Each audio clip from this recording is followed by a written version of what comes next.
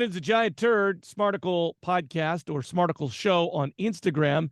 Coming down at 3, 2, 1.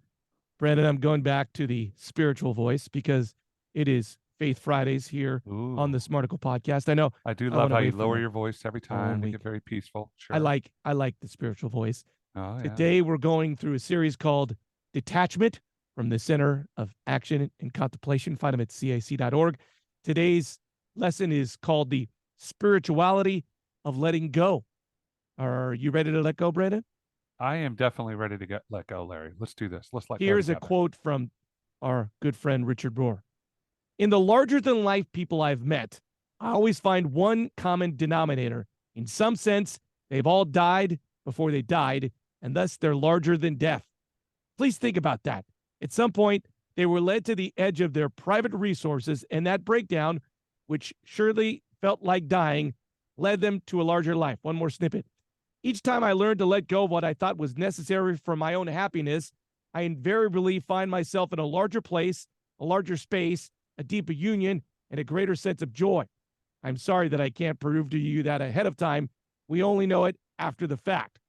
Now, this is Richard, in the last season of my life, I realize that what is in front of me is still largely darkness, but it doesn't matter. That's because letting go has taught me that I can look back, not forward, back at the past of my life, and I can truthfully say, what have I ever lost by dying? What have I ever lost by losing? I have fallen upward again and again. Woo! Preach. Yeah, well, this is probably the cornerstone piece of this whole Center for Action and Contemplation. The whole ideology of it is probably found right in this. So let's start by saying that this is not the Christian cliche of letting go and letting God. Is it, it's not? Right? It's not, right? That is a Christian cliche of like, oh, just let God take care of it. What's going on here is saying that, in a sense, you have to let go of even trying to figure out God in this. You have to die to yourself to say, I do not have the answers. Now, it's ironic. There's a couple of things in here, and we'll talk about the falling upwards piece because that's a big part of Richard Rohr's sort of framework. He wrote one of my all-time favorite books called Falling Upwards.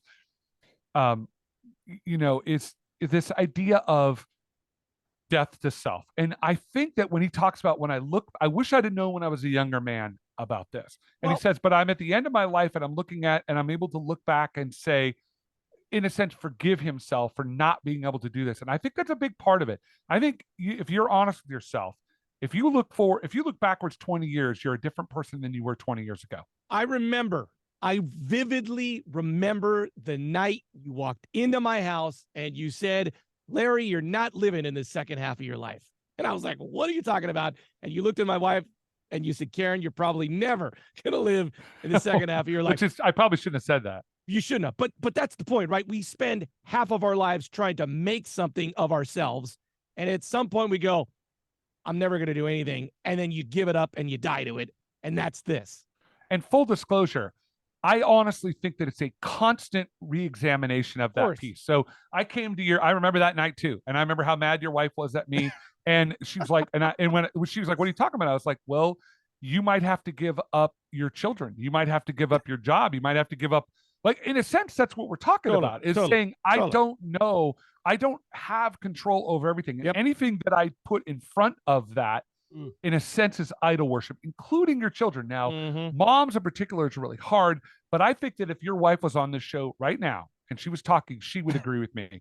No, she would. To a degree, she's told me that this is closer to her now than it was when we had that conversation. She's more aware. It's not saying you're going to be perfect and you're going to give everything up and you're not going to, you and I battle all day long trying to build this show and do this stuff. So it's not like all of a sudden the idea, let's define the first half and second half of life for people that are listening.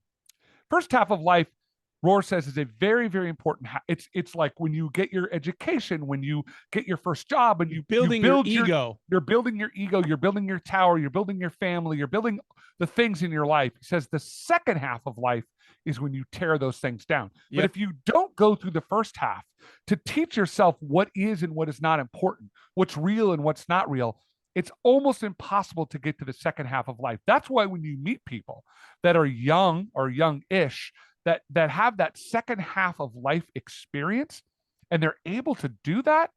It's incredible. Like when you see those people that are really, really young and are able to sort of understand this, they've built their ego at a young, somehow it happened to them. Well, I you think know how those are saints, personally. well, I mean, to be honest, the reason is like you have something happen in your life when my dad died when I was 25. And at Yeah, that point you go, "Oh, you're not due a family structure and a dad for the rest of your life." And you go absolutely. like it's but you die. You go like, Yeah, "Oh, well, children of divorce could say the same thing, right? You it's lose your family exactly it." structure. And I think it's how we decide to deal with that. We can Yep. choose to live our life saying, oh, for the rest of my life, I'm going to try to stay away from that as far as I possibly can. Right? I'm never going to leave my family. I'm never going to, it's like, you can't guarantee anything.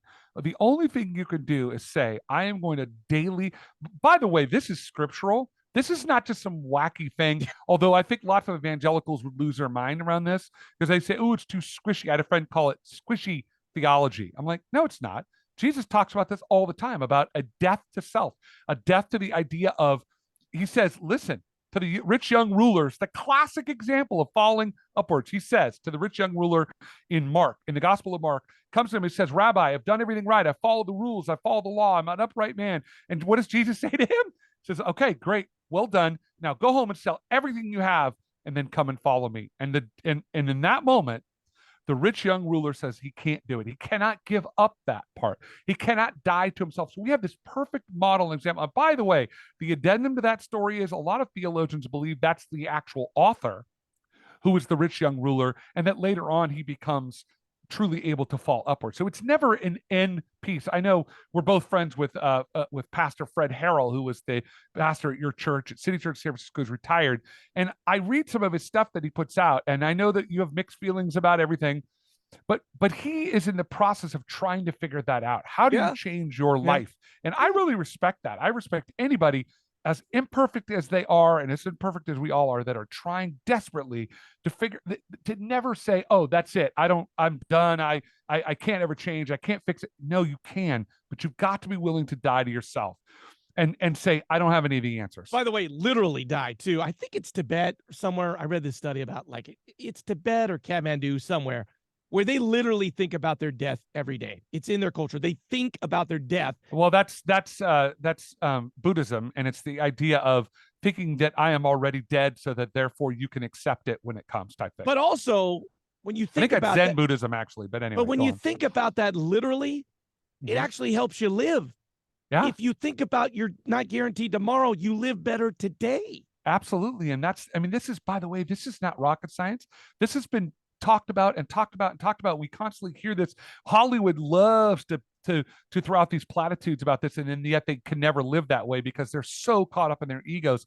It's not just a saying, I want to pretend I'm going to be dead tomorrow. It's about your ego. Your ego says, oh, I'm great, I'm this and I'm that. I'm like, if you can let your ego go for a second to realize you are just like everyone else. And that's why I think that wisdom that grows with age is so incredibly important. Now, I'm in this group with a bunch of guys. I was just talking with them. They're about 20 years younger than me. And it's really hard for me in some ways. No, it is hard for me, honestly, because they're just in different phase of their own mental life. They're when I talk about these things, they kind of look at me like I'm crazy, and maybe I am, but I'm like, you know what? I just, like, they want to get into theological discussions and we need to have rules. If there are no rules, then how could people will do whatever they want in the church? I'm like, yeah, but that's the point. If they're led to this falling upward, they're not going to do something crazy. So you got to, I mean, it's just one of those weird, it's like, again, that Chinese finger puzzle. The harder you pull it, the harder it sticks. The more you let go, the more it releases. And I just think that that's the key to all of this. I think that Rohr, for those that have been following Richard Rohr, know that he had a cancer diagnosis, that he might not live that much longer. But he continues to say, I look into the abyss in a sense and live every day falling upwards. And I love that, even that term, falling upwards. We're not falling down, we're falling up. I think it's in everything, this dying thing. It's about your kids, right? I mean, we all think our kids are, going to be great athletes, and you're at their game and you yell at the ref. But if you just die to you know what, they're going to be what they're going to be, and I'm not going to push. If you die to them being a MLB star, then you're good with it. By the way, it's also like with looks, getting older. If you just go like, I become a guy with wrinkles on my face, and you Right. die, then go like, man, I get old, then you're dying to this idea that you were ever good looking to begin with. Yeah, and in the sense that there is something joyful in every phase of this, Yes. that life is full of these wonderful things, and that you're going to miss the wonder of it if you spend all your Yep. time hanging on to these old towers, if you will. It's, again, not that building a family is a bad thing. It's a great thing. It's a good thing.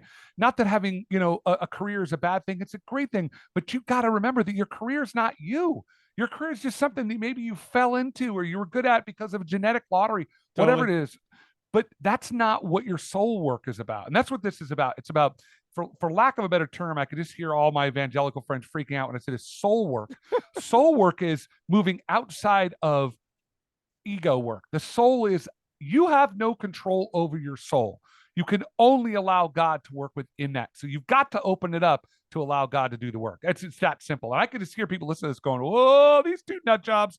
Okay, so be it. But I'm doing the very best I can to find peace in my life. So if somebody that's listening to this has figured it all out, please let us know. We'd love to hear from you. I just hope that maybe Uncle Rico on the side of the road, living his glory days in the football team, is like, you know what? I'm going to put it down. I'm going to put it down. I'm You're going to not going to die. be Uncle Rico? Is that what you're saying? I mean, you're done. Your glory days are over. Let it die, It is hard to do that, right? Because we spend so much of Yes. our life trying to build up our ego to say, "Hey, I'm Yes. I'm good enough to do this." To say, maybe I'm not anymore, or maybe I never was. There's peace in that. There's freedom in that death. I totally get that. Thank you, basically, Brandon, for telling me that I don't look good anymore, that these wrinkles and my eyebrows that are way too long, it doesn't matter. Thank you for teaching me, Brandon. Way to take it home, Larry. That was